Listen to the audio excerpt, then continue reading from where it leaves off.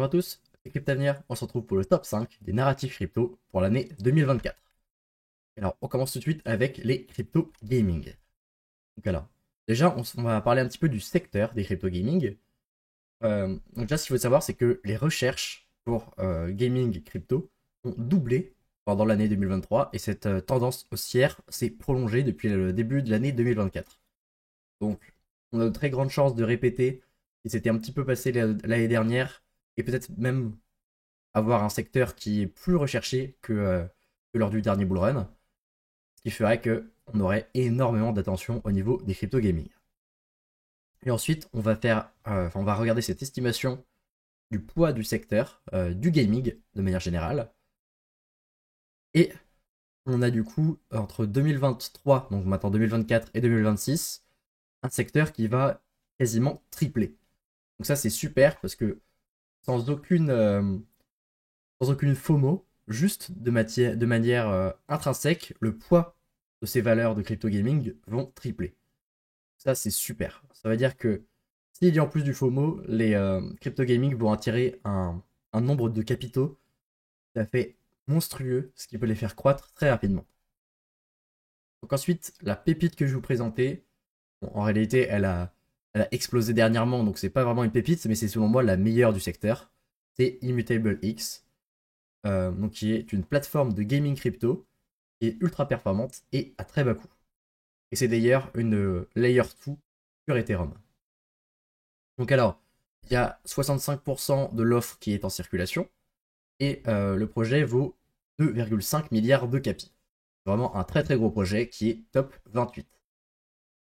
Concernant les partenariats, dernièrement il y a Immutable qui s'est allié avec Polygon mais aussi avec Ubisoft. Et bon, ça pour le coup, c'est vraiment un très très bon point positif parce que on a des très très gros mastodontes du Web 2, du gaming, donc comme Ubisoft, qui viennent s'allier avec Immutable pour offrir une expérience plus Web 3.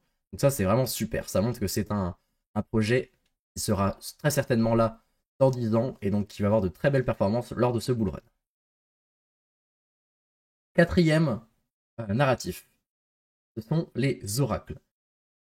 Donc alors déjà, ce qu'il faut se dire avant d'expliquer le petit schéma, c'est que plus vous avez un nombre de données dans la blockchain qui augmente, plus la demande pour les oracles, donc qui servent à relier la blockchain au monde réel par un transfert d'informations, va être importante.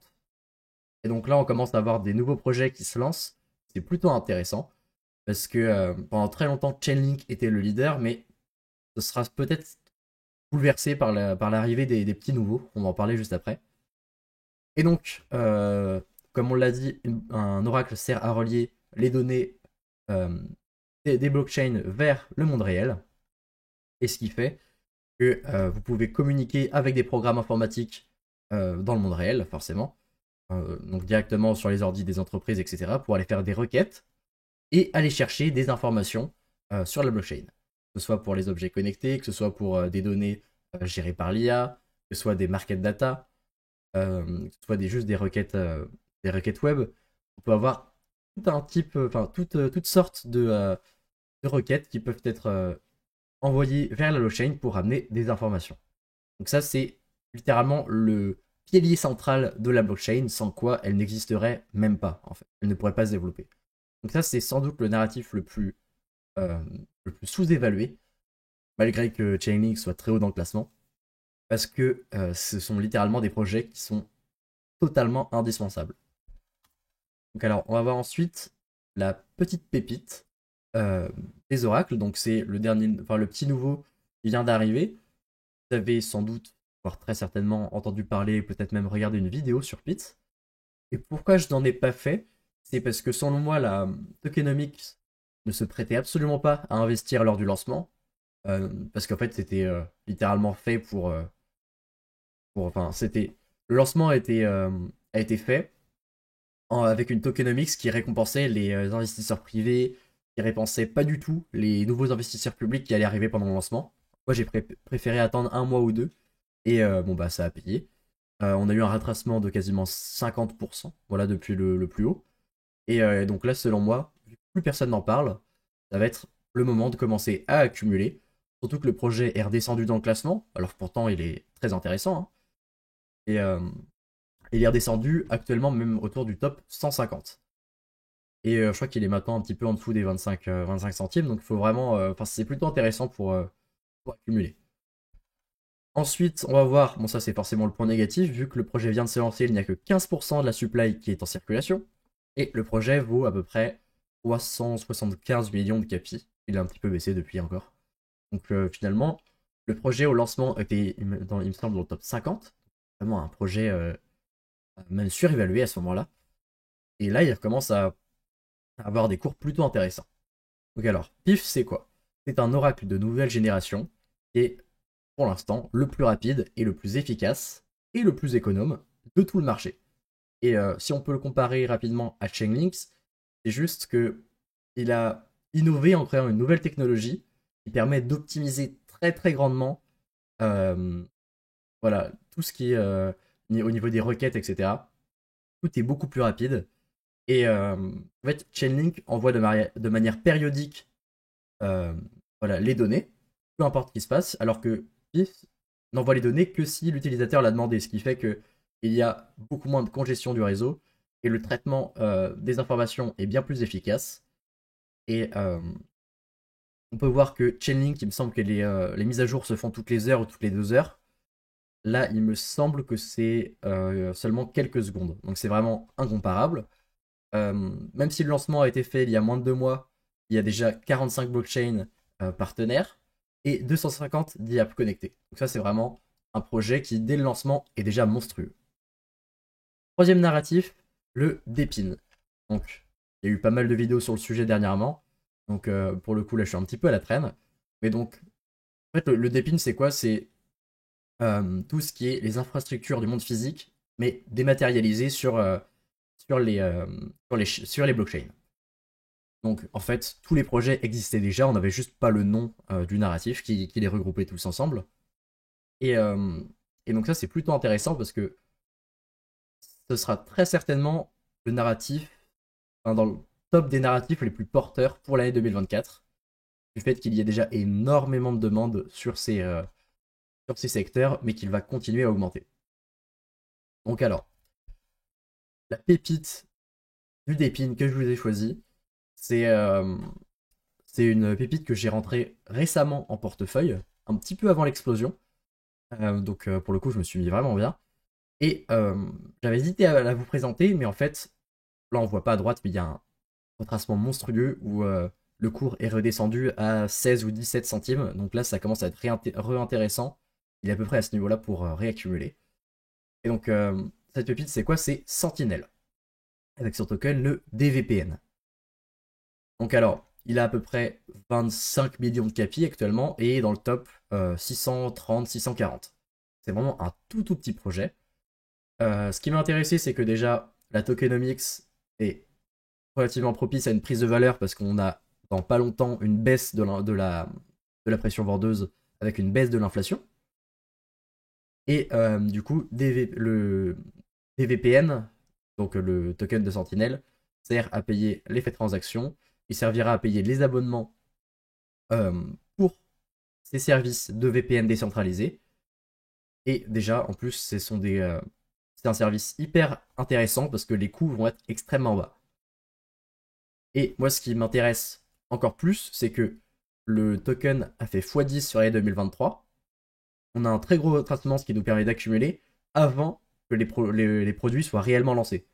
Là, les produits vont être lancés pendant le premier quarter, donc le premier quart de l'année 2024. Donc ça, c'est vraiment super intéressant. Je vous invite à aller vous renseigner sur le sujet. Et petit point, enfin, j'ai hésité entre celui-là et un autre. Mais la raison pour laquelle j'ai choisi celui-là, c'est qu'il fait partie de l'écosystème Cosmos. Donc pour tous les gens qui sont déjà exposés à l'écosystème Cosmos et qui stackent sur le Kepler Wallet, par exemple, plus vous avez de projets différents que vous stackez, plus vous êtes éligible à différents airdrops. Donc sur ce côté-là, c'est relativement intéressant aussi. Donc je vous invite à aller regarder un petit coup sur ce projet et un petit coup d'œil pour vous renseigner parce qu'il est plutôt intéressant. Le top 2 des narratifs. Alors celui-là, pour le coup, on en parle beaucoup moins. Ce sont les liquid staking derivatives, soit les LSD. Donc alors, Déjà, il faut savoir que sur certaines blockchains, certains produits, lorsque vous stackez, vous recevez des jetons liquides en échange. Voilà, ce sont ça les liquid stacking derivatives, ce sont des jetons liquides dérivés. Voilà, c'est exactement ça. Et donc là, je vous ai mis le nombre d'éthers cumulés stackés par an. Et on peut voir que le nombre d'éthers stackés ne fait qu'augmenter avec le temps et que le nombre d'éthers stackés fait quasiment x3 tous les ans. Donc pour le coup, ça c'est super intéressant parce que ça veut dire qu'il y a un énorme attrait pour le secteur qui est donc, au vu de cette courbe, un secteur qui sera toujours présent et qui sera très important dans 2 ou 3 ans. Donc la pépite que je vous ai choisie, j'avais fait une petite vidéo sur le sujet mais elle n'avait pas très bien marché. J'avais dû pas faire une belle miniature ou un beau titre, mais en tout cas le contenu est super intéressant, donc si vous voulez aller regarder, je vous invite à aller jeter un petit coup d'œil. C'est Bifrost Finance, pardon, avec son token, le BNC. En plus, ce qui est bien, c'est que c'est exactement le même schéma que des VPN de Sentinel, où on a eu une explosion dernièrement, et là on voit un très fort retracement. Il me semble que, voilà, là on le voit déjà ici, c'est autour des 50 centimes, mais c'est même descendu plus bas, c'est autour des 45 actuellement. C'est super intéressant. Donc Bifrost Finance, c'est un, un projet qui fait donc des LSD, qui a publié un dashboard qui vous permet de gérer tous vos produits dérivés, donc LSD, sur toutes les chaînes différentes du même endroit. Et donc ce dashboard, en plus, est nativement interopérable avec toutes les plus grandes blockchains, donc Ethereum, Cosmos, Solana, tout ce que vous voulez. Et ce qui vous permet donc de faire de la finance décentralisée sur les Ethers que vous avez stackés d'à peu près partout. Donc ça c'est super intéressant, ça vous permet d'optimiser encore mieux le rendement. Et donc, petit point négatif, c'est qu'il y a seulement 40% de la supply qui est en circulation. Et début 2024, il va y avoir une baisse de moitié de l'inflation. Donc voilà, ça c'est super intéressant, je vous mets ça là. Et le projet pèse à peu près 12 ou 13 millions de capis, et dans le top à peu près 800 actuellement. Donc c'est vraiment un tout petit projet, qui est forcément beaucoup plus risqué, mais je vous invite à aller jeter un petit coup d'œil, pareil. Et sur l'année 2023, la TVL a fait x4 d'ailleurs. Ça montre qu'il y a quand même un attrait pour ces produits, où la TVL ne fait qu'augmenter. Ça c'est super intéressant. Et le top 1 des narratifs, ce sont les Layer 2 Bitcoin. Et de manière générale, je ferai sans doute une vidéo sur ce sujet, la finance aussi sur Bitcoin. Donc ça, c'est super intéressant. Les gens n'en parlent pas trop. Mais donc là, en haut, je vous ai mis le nombre de transactions sur le réseau. On peut voir qu'avec le temps, le nombre de transactions ne fait qu'augmenter. Et là, en plein bear market, voire début de bull run, on a déjà doublé par rapport au plus haut du bull run de 2021 le nombre de transactions. Donc là, il y a vraiment une demande très très forte sur les transactions Bitcoin qui fait, on voit en bas, augmenter le coût moyen par transaction à chaque bull run de quasiment x2 ou x3. Et, et lors de ce bull run, si on refait encore un nouveau plus haut, ce qui me paraîtrait relativement logique, les transactions sur Bitcoin vont être relativement indigestes avec des frais exorbitants. Donc pour pallier à ça, il faut des Layer 2 Bitcoin. Et là, je vous présente Stacks parce que c'est une des rares Layer 2 qui a son propre jeton, dû au mécanisme de comment il est construit. Et ce qui est super intéressant sur Stacks, c'est qu'il y a 80% de la supply qui est en circulation, très peu de pression vendeuse. Le nombre donc de la TVL a fait quasiment x10, donc peut passer de 15 millions à 130 millions, donc un peu plus de x10 la TVL sur 2023. Ça, j'en reparlerai tout à l'heure. Donc ça, c'est déjà super bien. Et le projet tourne autour des 2,1-2,2 milliards de capis et au top 42. Donc c'est un très très gros projet. Et pourquoi je vous le présente alors qu'il est déjà très gros, c'est qu'au vu de ce que je vous ai montré comme statistique juste ici en fait, si vous avez toutes les transactions à partir d'un certain montant où les gens ne pourront pas payer et vont sur cette layer 2, on va avoir une augmentation de l'utilisation mais qui va être monstrueuse. Le projet a déjà fait quasiment x10 sur 2023. Il peut clairement, clairement le type de projet qui peut rentrer dans le top 20, dans le top 15. Et si vraiment il y a beaucoup de transactions, pendant un certain moment, il pourrait même aller toucher le top 10. Donc vraiment une explosion monstrueuse. C'est pas impossible de voir un Stacks qui tourne autour des 50 milliards de capis. Ce serait relativement pertinent en tout cas. Et donc, en parlant de la TVL sur Stacks. Je vous ferai certainement une vidéo sur le sujet, mais je vais vous parler de la finance et de la DeFi sur l'écosystème Stacks, qui est du coup sécurisé par Bitcoin. J'ai trouvé 2-3 pépites là que je vais vous présenter. C'est super intéressant. Donc alors, comme d'habitude, cette vidéo n'est pas un conseil en investissement financier, il résulte simplement de mes propres recherches. Donc, un petit like et un abonnement en échange des heures de recherche que je passe pour vous faire les vidéos, ça me ferait franchement plaisir. Dites-moi pour vous quel est votre narratif préféré pour l'année 2024. Et à bientôt pour une prochaine vidéo.